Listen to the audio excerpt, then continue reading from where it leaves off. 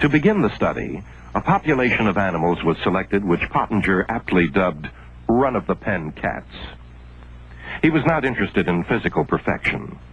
His major concern was that his cats represent a normal sampling of animals, with the exception that cats with obvious deformities or disease were excluded.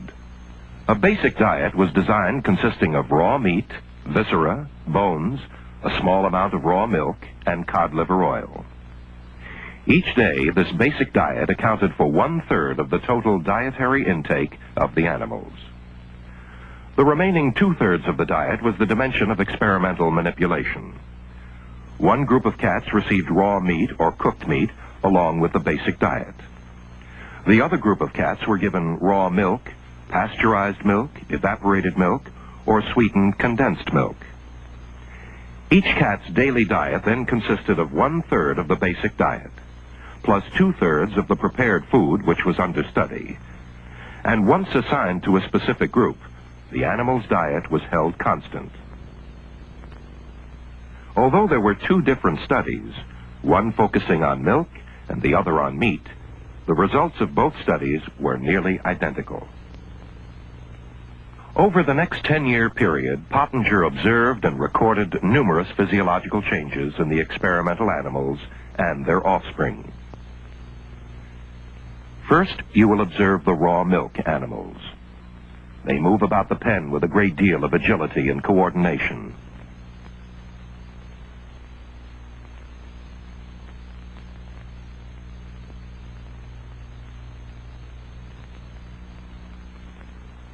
Notice the sheen to the fur and the normal sexual interest displayed toward the male in the next pen.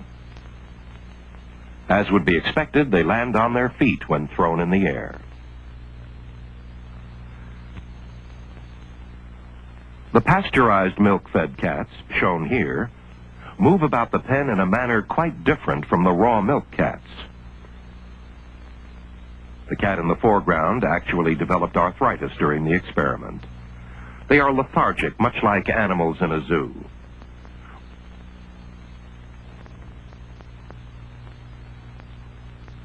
When thrown a short distance, these animals show a slightly impaired sense of coordination.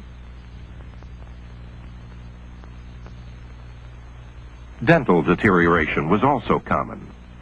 Note the abscesses above the molars, the reddish cast of the gums, and the soft gingiva.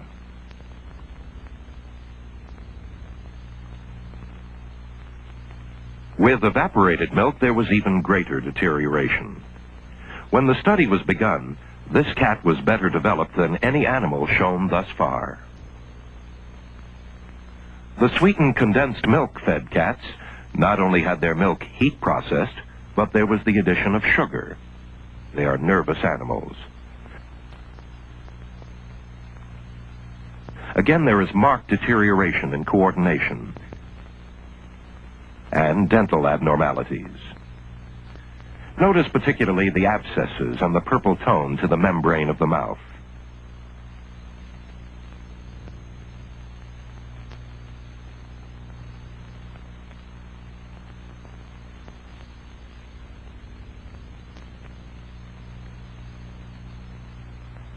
For a further comparison, here is another example of normal development. Notice the firm gingiva, the normal coloring tones, the beautiful broad mouth, the full jaw with obvious power. This animal happens to be a male, but the comparison is nonetheless valid. Here is another illustrative comparison. The raw milk female gets in 20 or 30 licks for every one of the pasteurized milk female, then leaps away in disgust.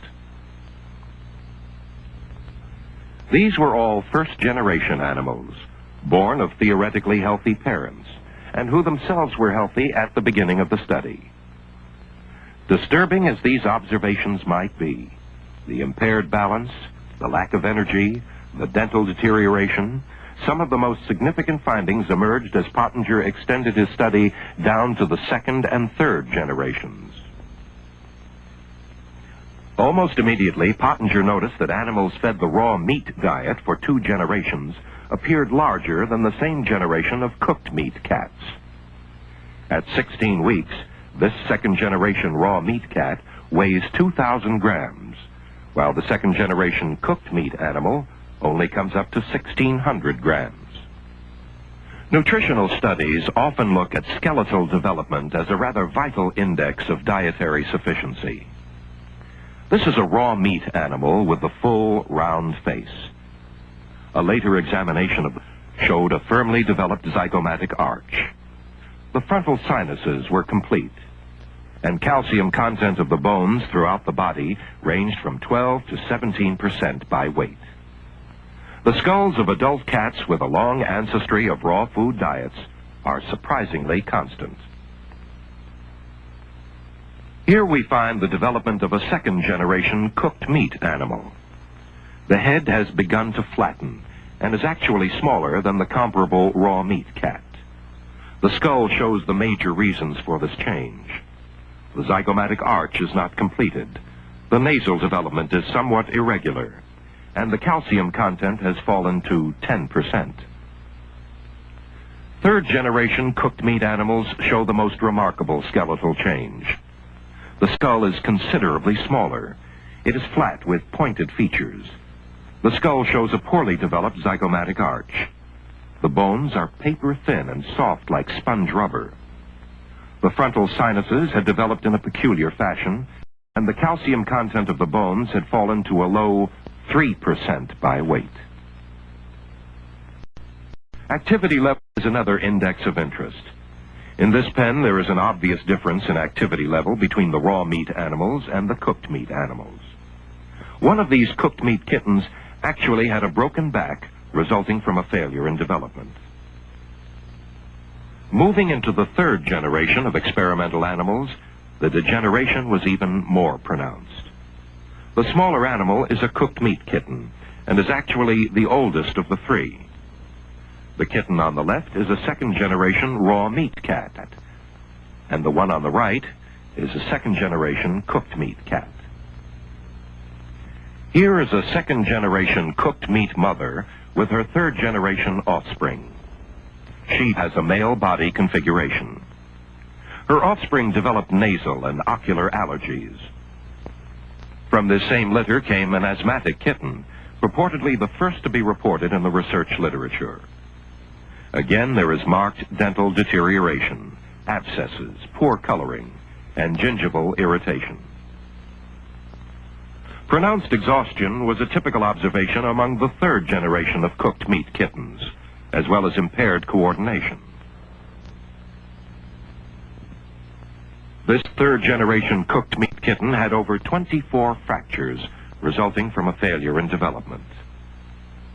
And finally, this little third-generation cooked meat kitten was unable to release its claws from the hardware cloth, and probably would have died had not the assistant taken it down. At this juncture in the study, a most interesting development emerged. The cooked meat cats were unable to successfully reproduce after the third generation. Most were void of sexual interests, and those that had attempted to mate could only produce stillborn litters. On the other hand, the raw meat animals continued to reproduce healthy offspring generation after generation. The notion that specific nutritional factors in food may be destroyed by heat processing is obviously not far-fetched. Physiological deterioration down the generations is quite graphic, and according to Pottenger, the process was found to be reversible only with great difficulty. He did demonstrate that the animals could make considerable gains towards physiological normalcy, but it took 4 generations of a raw food diet before the animals regained their native structure and original level of well-being.